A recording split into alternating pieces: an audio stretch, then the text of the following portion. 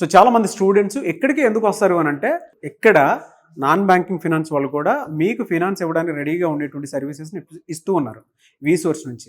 అందుకే స్టూడెంట్స్ ఇంత success రేట్ని, easy సర్వీస్ని పొందగలుగుతున్నారు.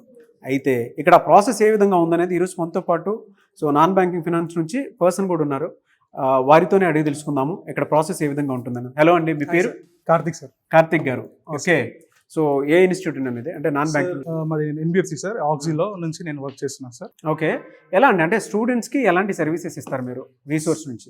సో మనకి ఏంటంటే 2 టైప్ ఆఫ్ లోన్స్ ఉంటాయి సార్. బేసికల్ ఏంటంటే మనము అన్సెక్యూర్ లోన్స్కి ప్రిపేర్ చేస్తాము. ఓకే. సో అన్సెక్యూర్లో ఏంటంటే సార్ మనకి financial co-applicant father, mother, anyone, brother, sisters ఎవరున్నా కూడా మనం ఫైనాన్షియల్గా తీసుకొని మనం లోన్ ప్రాసెస్ అనేది చేస్తాం సార్.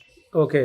సో వాళ్ళకి బేసికలీ అంటే మినిమం అమౌంట్ ఉంటే చాలు సార్. వాళ్ళకి నాన్ కొలెటరల్ అయినా పర్లేదు? నాన్ కొలాటరల్ చేస్తాం సార్ ప్రాసెస్. ఓకే, అదే ప్రాసెస్ ఉంటుంది? Yes sir.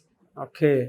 ఎలా అండి, అంటే జనరల్గా మీ దగ్గరకు వచ్చేటువంటి స్టూడెంట్స్ దేని మీద ఎక్కువ ఎడ్యుకేషన్కి వెళ్తూ ఉన్నారు? ఎంఎస్ఆ?